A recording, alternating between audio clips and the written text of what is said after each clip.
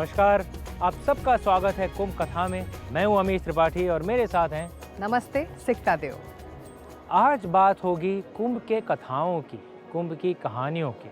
कुछ लोग जैसे प्रसिद्ध लेखक युवाल नोआ हरारी, उनका मानना है कि सभ्यता के मूल पे ही कहानियां हैं, कथाएं हैं जिसने हम मानव जाति को सभ्यताओं में तब्दील की। तो भाई कुंभ मेले के पीछे क्या कहानी है?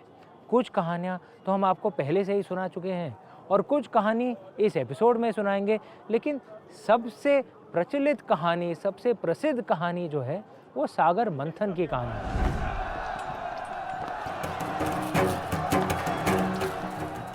कहते हैं कि देवों और असुरों ने सागर मंथन किया और उससे कई चीजें निकली, जिनमें से एक था कुंभ, जिसमें अमृत भरी हुई थी। देवों और असुरों के बीच इस कुंभ को लेकर युद्ध हुआ और कुछ बूंद अमृत के धरती पर, भारत पर गिर गए 4 जगहों पर और वहीं पे कुंभ मेले शुरू हो गए।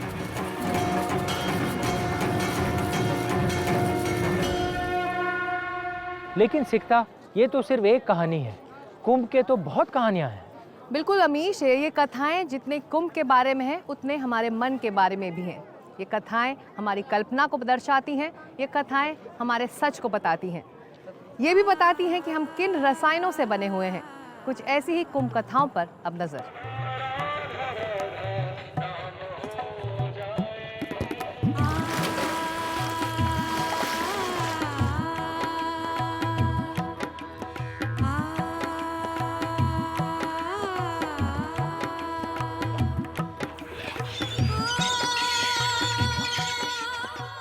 संगम के तट पर आस्था का ये महासमुद्र उमड़ा है।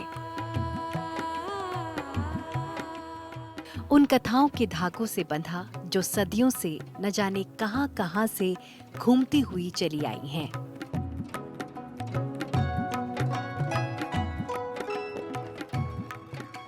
हालांकि इन सभी कथाओं के केंद्र में समुद्र मंथन ही है, लेकिन मंथन तक पहुंचने वाली कहानियां अलग-अलग हैं। रामानुज संप्रदाय के महाचार्य गोपाल दत्त शास्त्री ने कुंभ महात्म्य के नाम से एक पुस्तिका लिखी है, जिसमें 3 कहानियां आती हैं।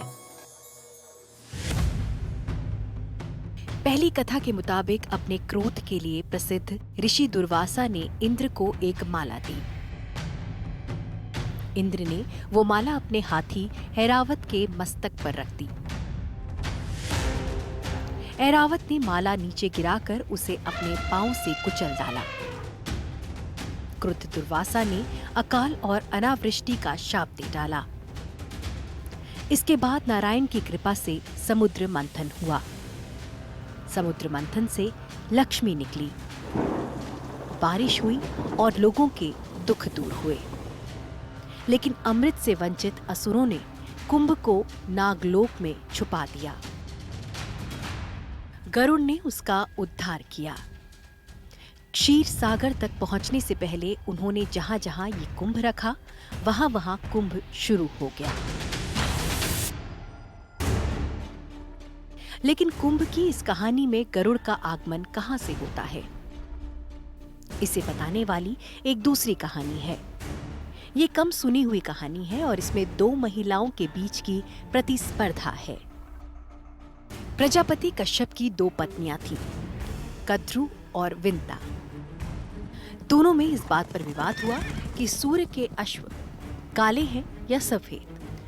शर्त ये लगी कि जिसकी बात गलत निकली वो दासी बनेगी। कद्रु के पुत्र थे नागराज वासु और विंता के वैनतेय गरुड़। नागराज ने अपने नागवंशीय साथियों की मदद से सूर्य के अश्वों को ढक दिया। विंता कद्रु की दासी बन गई। कद्रु ने शर्त रखी कि अगर कोई नागलोक से अमृत कुंभ ला देगा तो वो विंता को मुक्त कर देंगी। विंता ने अपने बेटे गरुड़ को ये दायित्व दिया। गरुड़ अमृत कलश लेकर अपने मुनिपति के आश्रम के लिए चल पड़े। वासुकी ने इंद्र को खबर की और इंद्र ने गरुड़ पर 4 बार हमला किया। इसी दौरान 4 जगह कुंभ छलका, जहां पूजा शुरू हो गई। तीसरी कथा उस जाने पहचाने अमृत मंथन की है जिसमें विष्णु मोहिनी का रूप धारण कर असुरों को छलते हैं। तो ये थी कुंभ की कथाएं, लेकिन इन कहानियों के कुछ और पहलू होंगे जिनके बारे में शायद अभी तक चर्चा नहीं हुई है। जैसे जब देव और असुर सागर मंथन कर रहे थे तो मथनी के रूप में क्या इस्तेमाल किया गया था? भाई सागर मथना इतना आसान तो होता है नहीं। कहते हैं कि मंदार पर्वत का इस्तेमाल किया गया था मथनी के रूप में। तो सवाल ये उठता है कि मंदार पर्वत है कहाँ? इसका जवाब भी मान्यताएं देती हैं। ये बिहार के भागलपुर से 50 किलोमीटर दूर बांका जिले में है। इस मंदार पर्वत का शिखर करीब 800 फुट ऊंचा है। वासुकी नाग का इस्तेमाल मंथन के लिए रस्सी के तौर पर किया गया था। उसे मंदार पर्वत पर लपेटकर मंथन किया गया। लेकिन दिलचस्प बात यह है कि कई बार कहानियां बदलते रहते हैं और पात्र भी बदलते रहते हैं। जैसे एक कथा के अनुसार कुंभ की रक्षा के लिए गरुड़, इंद्र और सूर्य और चंद्र को दायित्व दिया गया था और ऑब्वियसली असुर ने उनसे युद्ध किया था कुंभ को छीनने के लिए। इस कारणवश कुंभ को भारत में 4 जगहों पर बसाया गया था, रखा गया था। ये थे हरिद्वार, प्रयागराज, उज्जैन और नासिक। और लड़ाई के दौरान कुंभ से कुछ बूंदें अमृत की जमीन पर गिर गईं और यहीं पे कुंभ मेला शुरू हो गया। तो ये डिटेल हरदम एक्चुअली कांस्टेंट रहता है हर कहानी में। कहानी अलबत्ता बदल जाए लेकिन हर कथा में कुछ कारणवश कुंभ से कुछ बूंदें धरती पर गिरती हैं, वही 4 जगहों पे, और वहीं पे कुंभ मेला शुरू हो गया।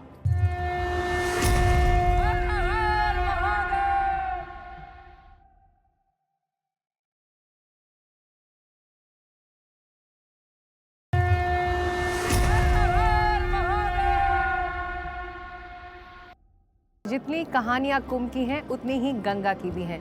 आखिर ये गंगा की ही मौजूदगी है जो कुंभ को उसकी पवित्रता देती है, उसकी विराटता देती है और उसकी निरंतरता देती है।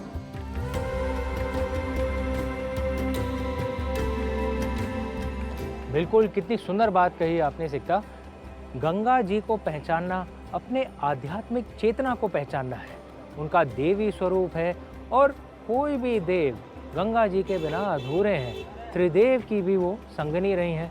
हम सब जानते हैं ब्रह्मदेव के कमंडल में गंगा जी रहती हैं और उसके द्वारा पूरे ब्रह्मांड में भ्रमण करती हैं। वो विष्णु जी की भी संगनी हैं। एक कहानी ये है कि वो विष्णु जी के अंगूठे के स्पर्श से उभरी, इसीलिए उन्हें विष्णुपदी भी कहा जाता है। और जाहिर ये है कि महादेव शिव और गंगा जी के रिश्ते को कौन नहीं जानता। वो महादेव की जटाओं से ऐसे उभरती हैं, बहती हैं, और ये सिर्फ एक बार की कहानी नहीं है, वो बहती रहती हैं। इसलिए शिव जी को गंगाधर भी कहा जाता है। तो अमीश, गंगा को लेकर बहुत सारी कहानियां हैं, बहुत सारे सूत्र हैं और इन्हीं में मिलता है पूरी भारतीय सभ्यता का निचोड़ भी। ये परंपरा बताती है कि हम कितने उदार रहे हैं। अगर इसमें शाप है तो वरदान भी है। अगर इसमें मनुष्यों की सीमा है तो इसमें अभिमान भी है। ऐसी कुछ कहानियों पर अब नजर डालते हैं।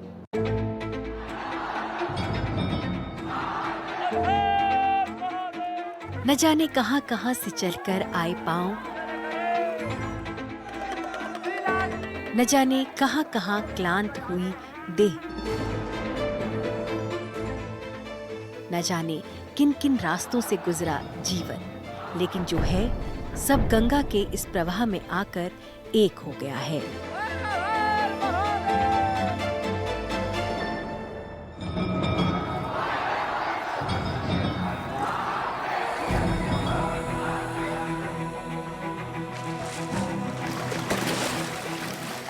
एक विराट मनुष्यता इस कुंभ में आकर अपने अतीत से मुक्त हो रही है।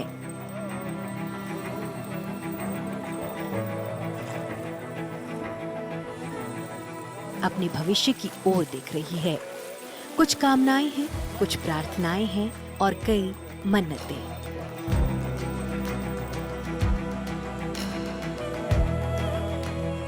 महाकुंभ में इसलिए आए कि 144 वर्षों के बाद पड़ा हुआ है महाकुंभ। शायद अब हमारे जीवन में ये महाकुंभ नहीं आने वाला है। अब यहाँ की महत्ता भी है कि माघ मकर की रवि गति होई, तीरथ पति आव सब कोई। यहाँ पर 33,000 करोड़ देवी देवताओं का वास हो जाता है।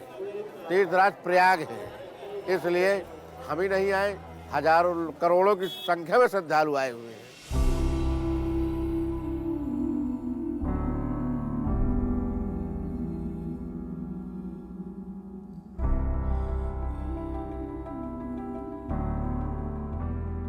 आखिर गंगा का इतना महत्व क्यों है? वो कौन सी कहानियां हैं जिनसे बंधे लोग इस नदी के किनारे पहुंचे हैं?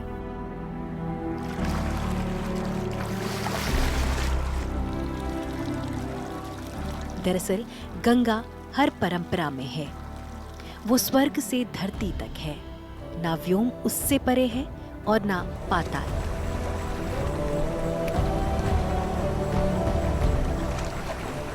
शिव की जटा से निकली गंगा की कथा सब जानते हैं, लेकिन कथाएं और भी हैं।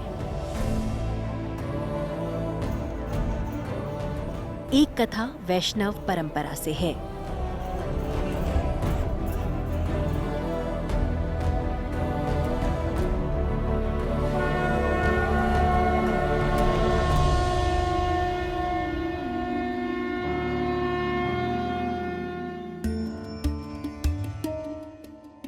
इस कथा का वास्ता विष्णु के वामन अवतार से है।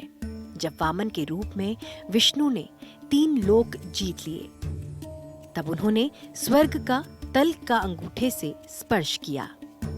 इससे जो सुराख हुआ उससे निकली विष्णुपदी।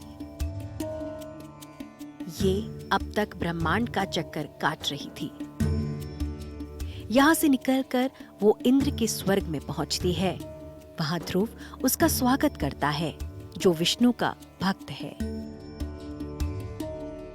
वही आकाश में ध्रुव तारे के नाम से स्थिर है। इसके बाद गंगा अंतरिक्ष में चक्कर काटती है और आकाश गंगा का निर्माण करती है। इसके बाद वो चांद पर आती है और वहां से धरती की ओर उतरती है। मेरू पर्वत पर ब्रह्मा का जो दिव्य कमल है, उसकी पंखुड़ियों में वो आती है। फिर उसकी एक पंखुड़ी से निकली भागीरथी यानी गंगा भारतवर्ष में उतरती है।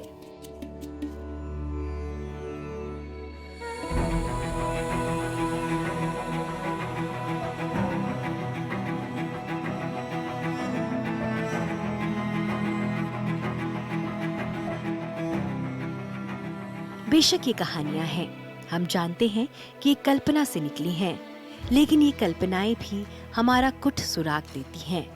गंगा नाम की नदी के साथ बहती इस कथाधारा में शाप और वरदान दोनों शामिल हैं। नदी माता भी है और पत्नी भी।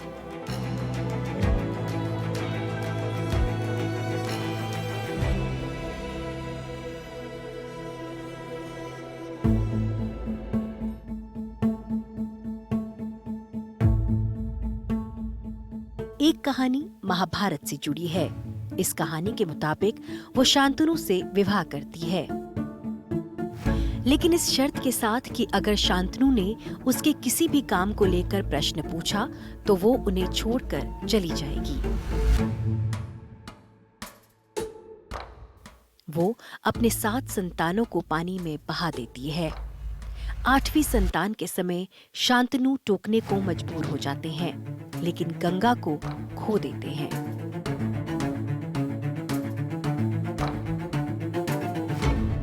दरअसल ये वसुओं का श्राप है, जिससे उन्हें मुक्ति पानी थी। वो पा गए, बच गए गंगा पुत्र भीष्म। महाभारत की पूरी त्रासदी को देखने के लिए शरशैया पर लेटे। सूर्य के उत्तरायण होने का इंतजार करते अकेले भीष्म।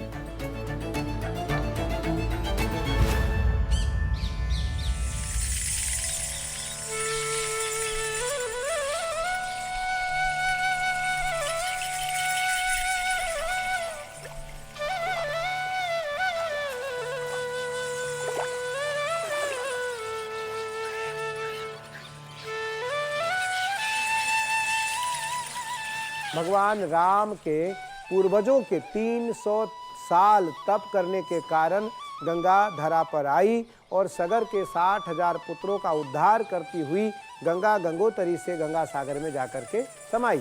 इसलिए गंगा का महत्व, वैसे गंगा से पुरानी नर्मदा है, लेकिन फिर भी गंगा का महत्व अधिक है। इसलिए महत्व अधिक है क्योंकि गंगा पतित पावनी है, गंगा मोक्षदायिनी है, गंगा ज्ञानदायिनी है, गंगा भक्तिदायिनी है, गंगा वैराग्यदायिनी है और गंगा सहज भाव से अपने भक्तों से माँ जैसे मिलती है।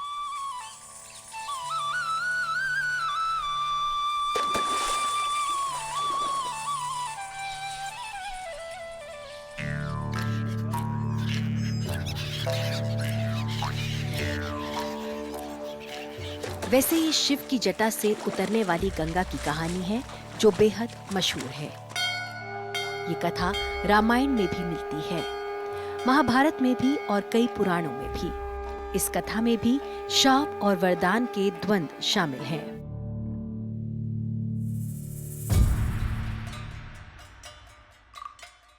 कहते हैं सम्राट सगर के 60,000 पुत्रों के उत्पात से कपिल ऋषि की तपस्या भंग हो जाती है। गुस्से में कपिल ऋषि इन्हें देखते हैं और ये सब जलकर भस्म हो जाते हैं। इन्हें पुनर्जीवन बस गंगा दे सकती है जो स्वर्ग में है। अपने पुरखों को जीवित करने के लिए राजा भगीरथ बहुत कठिन तपस्या करते हैं।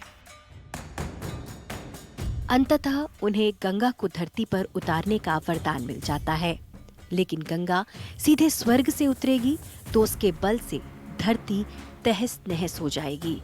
इसलिए भगीरथ कैलाश पर्वत पर बैठे भगवान शिव से प्रार्थना करते हैं कि वो अपनी जटाओं में गंगा को संभालें और धीरे धीरे उतारें। इसके बाद गंगा शिव की जटाओं से हिमालय तक पहुंचती है और फिर राजा भगीरथ उसे हरिद्वार के मैदानों तक लाते हैं।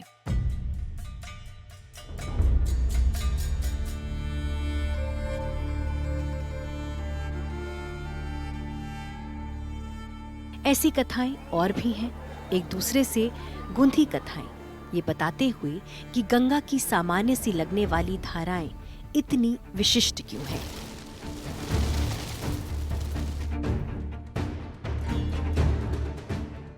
एक कथा विष्णु की संगनी के रूप में सरस्वती, गंगा और लक्ष्मी की है।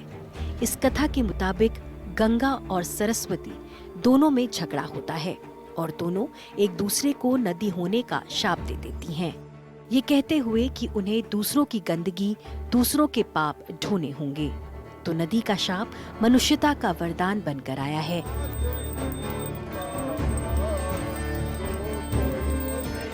कथा की ओट से निकली नदी हमारे सामने है और नदी में करोड़ों आस्थाएं स्नान कर रही हैं।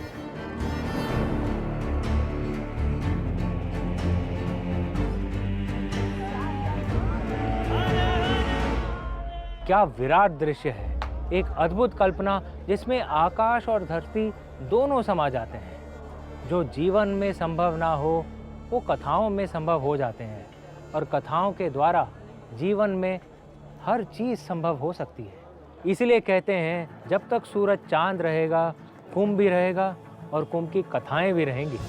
बिल्कुल, और कुंभ कथा अमीश त्रिपाठी के साथ में आज इतना ही, लेकिन हम फिर मिलेंगे, तब तक के लिए नमस्ते। नमस्ते, हर हर गंगे।